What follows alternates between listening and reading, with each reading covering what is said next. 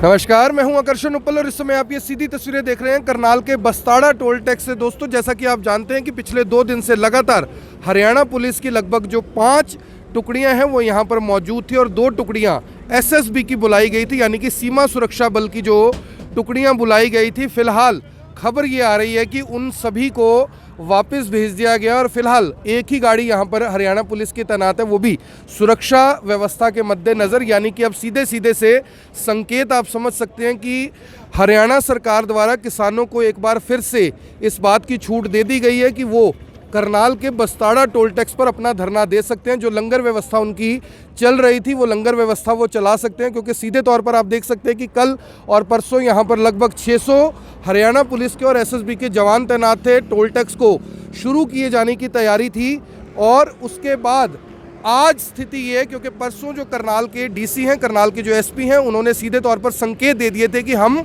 किसानों को अनुमति दे देंगे, लेकिन सशर्त अनुमति रहेगी कि कुछ लोग, जहां पर आप देख रहे हैं कि टोल टैक्स का बैरियर लगा हुआ है, कुछ लोग वहां पर बैठ सकते हैं, 15 से 20 लोग, और बाकी लोगों को गवर्नमेंट कॉलेज फॉर गर्ल्स जो यहाँ पर यूनिवर्सिटी बन रही है यहाँ पर बिठाया जा सकता है। लेकिन आज स्थिति बदली हुई है, तेवर सरकार के भी ढीले हैं, क्योंकि कल देश के प्रधानमंत्री नरेंद्र मोदी ने एक बड़ा बयान सोशल मीडिया और मीडिया के माध्यम से दिया कि अभी भी टेलीफोन की लाइनें खुली हैं, बस एक कॉल का इंतज़ार है। सवाल यहाँ पर यह है कि टेलीफोन की जो लाइनें कल तक खुली हुई बताई जा रही थी, 26 जनवरी के बाद जिस तरह से सरकार ने अपना रुख इख्तियार कर लिया था, इंटरनेट की सेवाएं बाधित की गई हैं, यहाँ तक कि एसएमएस भी हरियाणा के 17 जिलों में नहीं चल रहे, ना तो एसएमएस चल रहे हैं ना इंटरनेट व्यवस्था चल रही है। सवाल ये है कि आखिर इस बात को, इस तरह के जो आदेश हैं लाकर किस तरह का संदेश देने की कोशिश की जा रही है। एक तरफ बस्ताड़ा टोल टैक्स आप देख सकते हैं, पूरी तरह से फोर्सेस को यहाँ से हटा लिया गया। थोड़ी देर में किसान यहाँ पर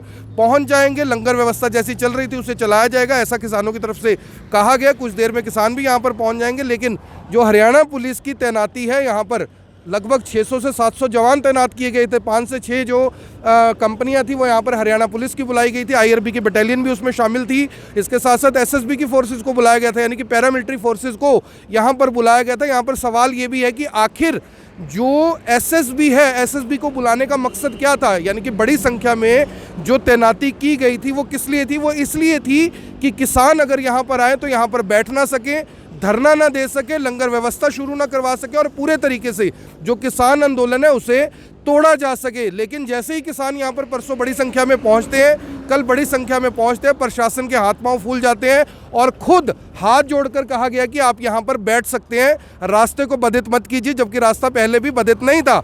सवाल यहाँ पर ये है कि क्या हरियाणा सरकार ने घुटने टेक दिए हैं? क्या जिला प्रशासन की जो तैयारियाँ थी वो मात्र तैयारियाँ थी? क्योंकि जानते वो भी हैं कि किसी भी तरीके से जो किसान हैं उनके ऊपर इस तरह का जो प्रहार है नहीं किया जा सकता, क्योंकि आम जनता को जो समर्थन है वो काफ़ी बड़ी संख्या में उनके साथ है। हालांकि जो 26 जनवरी की घटना है जिसमें लाल किले पर एक झंडा, एक धर्म विशेष का झंडा फहराया गया, उसकी निंदा चारों तरफ ज़रूर हो रही है। हम भी उसकी निंदा करते हैं, चाहे वो जो भी लोग हैं उनके ऊपर सख्त कार्रवाई होनी चाहिए, इस बात को यानी कि हम भी मानते हैं। लेकिन जो तमाम यानी कि जाँच एजेंसियाँ हैं, जो तमाम मीडिया है, वो इस बात को अब कहीं ना कहीं भूलता हुआ नज़र आ रहा है कि 26 जनवरी को जो घटना हुई उसमें किस तरह के जो एक्शन और रिएक्शन आने चाहिए थे सामने, वो एक्शन और रिएक्शन फिलहाल देखने को नहीं मिल रहे। जो दीप सिद्धू है उसके ऊपर कार्रवाई के नाम पर अभी तक कुछ नहीं है। कल वो खुद सोशल मीडिया के माध्यम से सामने आता है और कहता है कि मैं अपनी फेवर के सब सबूत लेकर पुलिस के सामने आऊँगा।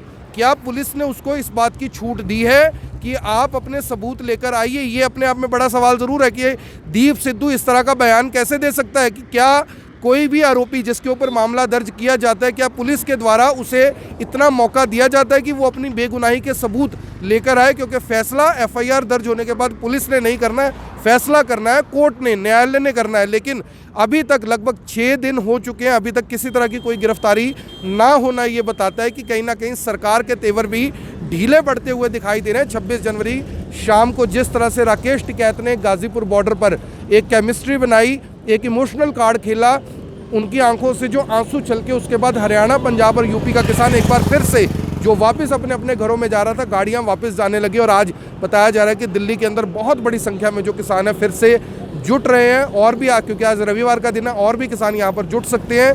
और अब कहीं ना कहीं ऐसा अंदाज़ा लगाया जा रहा है। जो विश्लेषक हैं, जो राजनीतिक सोच रखते हैं, जो जानकार हैं इन मामलों के, वो बताते हैं कि कहीं ना कहीं अब जो मामला है वो नज़दीक लगने के यानी नज़दीक लग सकता है, क्योंकि सरकार के भी तेवर ढीले हैं, किसान भी अपनी मांगों पर अड़े हुए हैं। बस्ताड़ा टोल टैक्स से सभी पुलिस फोर्सेस को हटाने का सीधा सीधा मतलब और मकसद ये नज़र आ रहा है कि अब उन्हें छूट दे दी गई है, वो यहाँ पर आ सकते हैं, बैठ सकते हैं, अपना धरना चला सकते हैं। क्योंकि अगर यहाँ पर आज ऐसी स्थिति बननी होती कि यहाँ पर जो किसान है उन्हें ना बैठने दिया जाए, लंगर व्यवस्था ना चलवाई जाए, तो यहाँ पर और ज़्यादा फोर्स होती। लेकिन अब क्योंकि यहाँ से फोर्सेस को हटा लिया गया, एसएसबी की फोर्सेस वापस जा चुकी हैं, हरियाणा पुलिस की जो कंपनीज थी उनको वापस कर दिया गया, तो ऐसे में अंदाज़ा फ़िलहाल ये लगाया जा रहा है कि अब किसानों का जो धरना है वो यहाँ पर चल सकता है। हालांकि डीसी ने ये बयान ज़रूर दिया था, करनाल के जो डीसी हैं निशांत कुमार यादव, की कानून व्यवस्था किसी को हाथ में लेने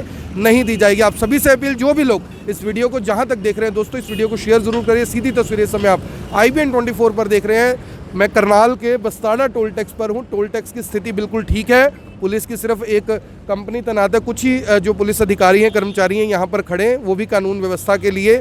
इससे सीधे तौर पर ये दिखाई दे रहा है कि जो हरियाणा सरकार है उसने कहीं ना कहीं अब छूट दे दी है। हरियाणा सरकार ने कहीं ना कहीं अब किसानों को, यानी कि किसानों के लिए नरम जो रुख है वो कहीं ना कहीं अपना लिया है। और अब देखने वाली बात होगी कि आगे जो ऊंट है वो किस करवट बैठेगा। क्या किसानों की जो मांगे हैं उनको माना जाएगा? क्या किसान जो चाहते हैं कि 3 बिल रद्द किए जाएं, क्या उन तीनों बिलों को रद्द किया जाएगा? क्या अब जिला प्रशासन एक बार फिर से उतनी मुस्तैदी और सख्ती दिखा पाएगा जितनी 2 दिन पहले थी? क्योंकि लगातार इस तरह के जो नियंत्रण है बनाने की कोशिश ज़रूर की जाती है, लेकिन सफल फ़िलहाल जो सरकार और प्रशासन है वो नहीं हो रहा है। सवाल यहाँ पर ये भी है कि इतनी बड़ी संख्या में पुलिस फोर्स को जब लगा ही दिया गया था, तो फिर किसानों को बिठाने का क्या मतलब? अगर किसानों को बिठा दिया गया है तो फिर इतनी फोर्सेस लगाने का क्या मतलब? इंटरनेट को बंद करने का क्या मतलब? जिससे जो आम बच्चे हैं वो प्रभावित हो रहे हैं, जिससे जोमेटो और स्विगी जैसी कंपनियों के जो डिलीवरी बॉय हैं वो प्रभावित हो रहे हैं, जिससे हरियाणा पुलिस GT रोड पर चेकिंग नहीं कर पा रही, चालान नहीं काट पा रही, क्योंकि वो भी आजकल ऑनलाइन कटता है, वो भी नहीं कट पा रहे। यानी कई तरह के जो व्यापार हैं वो प्रभावित हो रहे हैं। ऐसे में ये समझना और जानना बेहद ज़रूरी है कि ये इंटरनेट सर्विसेज जो बंद की गई हैं इसका मकसद क्या है, क्योंकि सीधे तौर पर अब परमिशन तो दे दी गई है और हरियाणा के लोग जो 17 जिलों में इंटरनेट की जो सेवाएं जिन्हें नहीं मिल रही, वो भी ये चाहते हैं कि ये सेवाएं जल्द से जल्द शुरू की जाए, ताकि उनका जो व्यापार इससे प्रभावित हो रहा है वो प्रभावित ना हो सके। आप देख रहे हैं IBN 24, मैं हूं आकर्षण उपल, करनाल के बस्ताड़ा टोल टैक्स से आप सभी के साथ लाइव। जिन दोस्तों को भी ये खबर जहां तक मिलती है, दोस्तों इस खबर को शेयर ज़रूर कीजिए। ये सिर्फ और सिर्फ जो कवरेज आपको दिखाई जा रही है आपके लिए, उन किसानों के लिए, उस सरकार के लिए, ताकि सभी को सभी का पक्ष सुनने का, देखने का, समझने का मौका मिल सके। धन्यवाद। जय हिंद, जय भारत।